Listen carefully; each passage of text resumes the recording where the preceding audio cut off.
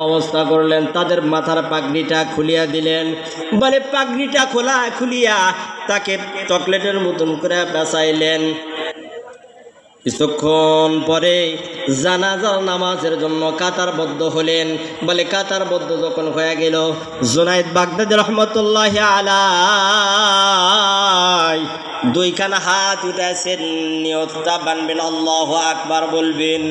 যখন জুনায়েদ বাগদাদী রহমতুল্লাহি আলাইহি দুইটা হাত উঠাই দিলেন, এমন সময় একজন সাদা পোশাক পরিহিত একজন ব্যক্তি, মাথায় তার সাদা পাগড়ি, গায়ে হলো সাদা জুব্বা, বলে সুন্দর আকৃতির, এত সুন্দর চেহারা।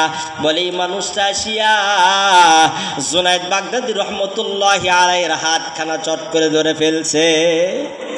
ডাক দা বলে, জুনায়েদ পিছনে যাও, সামনে থাকার তোমার জায়গা নাই। বলে আমার দুই হাতে দুইটা ব্যাগ আছে, দুই হাতে দুইটা টোপলা আছে। বলে এক হাতে আছে এ সুলতান ইবনে আদিলের কাফন। আল্লাহ তাআলা সুলতান ইবনে আদিলকে এত ভালোবাসছে, এত মোহাব্বত করে। বলে আল্লাহ তাআলা তার বডির মাপ দিয়া বলে জান্নাত থেকে আল্লাহ তাআলা কাফনের কাপড় পাঠায় দিয়েছে। বলে সুবহানাল্লাহ। কে দিতে পারে? সমস্ত জিনিসের ক্ষমতা কার? বলে আল্লাহর। বলে বান্দা নেক আমল করবে, আল্লাহ তাআলা সমস্ত জিনিসের আঞ্জাম আল্লাহ তাআলা দিয়ে দিবে। সুলতান ইবনে আদিলের এই কি করলেন, কাফনের কাপড়টা ডান হাতে ছিল দিয়া দিলেন জুনায়েদ বাগদাদী রহমতুল্লাহি আলাইহি। এরপরে বাম হাতে একটা টোপলা ছিল, আল্লাহ তাআলা জান্নাত থেকে স্বর্ণ অলংকার চাঁদি দিয়া দিয়েছেন। এবার জুনায়েদ বাগদাদী রহমতুল্লাহি আলাইহিকে ডাক দেয়া বলে, জুনায়েদ পিছনের দিকে যাও, জানাজার নামাজটা আমি পড়াইব। বলে জানাজার নামাজের জন্য দাঁড়া গেলেন। বলে জানাজার নামাজের তাকবীরাত জোরে দিয়া দিলেন। বলে 10 কিলোমিটার দূর পর্যন্ত যারা আওয়াজ চলিয়া যায়। কয় কিলোমিটার ভাই? 10 কিলোমিটার দূরি। এরপরে যখন নামাজ শেষ করলেন, নামাজ শেষ করিয়া বলে সাদা পোশাক পরিহিত ব্যক্তি দাঁড়ায় গেলেন, যাওয়ার জন্য প্রস্তুতি নিলেন। যাবে, চলিয়া যাবে, দেরি করবে না, নামাজ শেষ। বলে তার কাফনের কাপড়ের ব্যবস্থা শেষ, সমস্ত জিনিসের শেষ করে দিয়ে রওনা দিয়েছেন। জুনায়েদ বাগদাদী রহমতুল্লাহি আলাইহি খপ করে তার হাতটা ধরে ফেলে দিলেন। বলে কে তুমি? আমাকে পরিচয় দাও, এরপরেই তুমি রওনা দাও। আগন্তুক ব্যক্তি ডাক দেয়া বলে, জুনায়েদ তুমি আমার হাত ধরেছো, হাত ধরে তো আমার আটকাইতে পারবা না। আমি যদি যেতে চাই, বলে পৃথিবীর কোনো শক্তি নাই, পৃথিবীর কোনো ক্ষমতা নাই রে জুনায়েদ আমারে আটকাইতে পারে।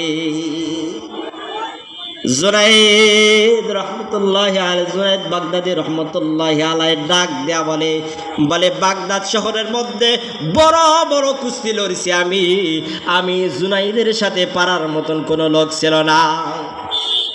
বড় বড় কুস্তি লড়ছি, আমার সাথে কেউ পারে নাই, আমি তোমারে ছাড়বো না। জুনায়েদ রহমতুল্লাহি আলাইহি ডাক দেয়া বলে, আগন্তুক ব্যক্তি কে? আগন্তুক ব্যক্তি আমার আনা পরিচয়টা দাও। জুনায়েদকে ডাক দেয়া বলে, ঠিক আছে আমি তোমার এই পরিচয়টা দিতেছি, শোনো। এ জুনায়েদ, আমি হলো খিজির আলাইহিস সালাতু ওয়াস সালাম। বলে সুবহানাল্লাহ। ডাক দেয়া বলতেছে, আমি আল্লাহ তাআলা সুলতান ইবনে আদিলের প্রতি এত খুশি হয়ে গেছে,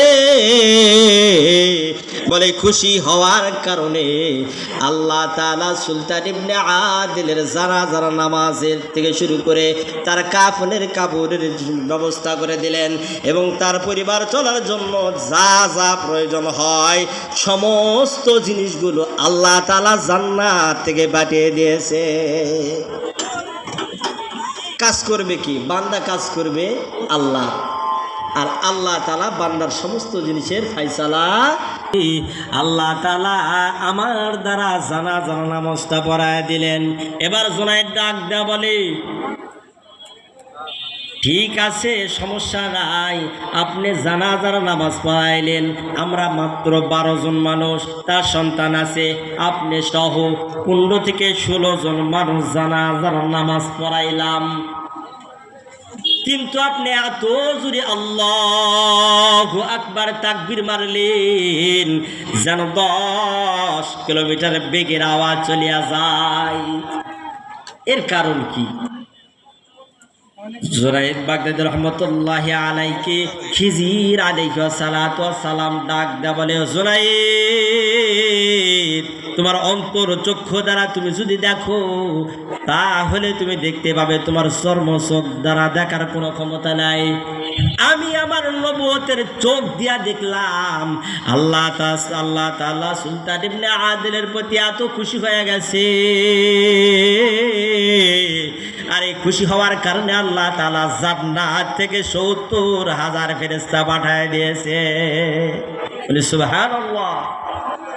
পাঠিয়ে দিয়েছেন কে? আল্লাহ। যদি বান্দা নেক আমল করে, নেক আমল করার কারণে আল্লাহ তাআলা বান্দার প্রতি রাজি হয়ে যায়। এবার জুনায়েদ বাগদাদী রহমতুল্লাহি আলাইকে বলে, জুনায়েদ, এই যে তুমি তোমার হাতের মধ্যে এই টোপলাটা রাখো, তার পরিবারের মধ্যে দিয়া দাও। হচ্ছে রে বা, তোমার পরিবার, তার পরিবার সুলতান ইবনে আদিলের পরিবারকে জানা দিবা এই যে এর মধ্যে যে এই ব্যাগের মধ্যে যে স্বর্ণ অলংকার আছে, বিসমিল্লাহ বলিয়া যদি এই বান্দা এই পরিবারের মধ্যে কেউ কিয়ামত পর্যন্ত এর থেকে খরচ করে কোনো দিন কমবে না। জুনায়েদ বাগদাদী রহমতুল্লাহি আলাইহি বাড়িতে গেলেন সুলতান ইবনে আদিলের বাড়িতে গেলেন, ডাক দিলেন, মা বাড়িতে কেউ আসো? এবার আওয়াজ আসলো, আমি আছি, বলেন। ঘরের মধ্যে থেকে আওয়াজ যায় তার স্ত্রী, এবার আপনি কে গো তুমি, পরিচয় কি তোমার? বলে, আমি হলো জুনায়েদ, আমার নাম, আমি বাগদাদ শহরে থাকি। ডাক দেয়া বলতেছে, আমি আমার স্বামীর মুখ থেকে জুনায়েদ আল্লাহ তাআলার বহুত বড় একজন আল্লাহর ওলি, কতবার যে আমি আমার স্বামীর কাছ থেকে নাম কারা শুনেছি।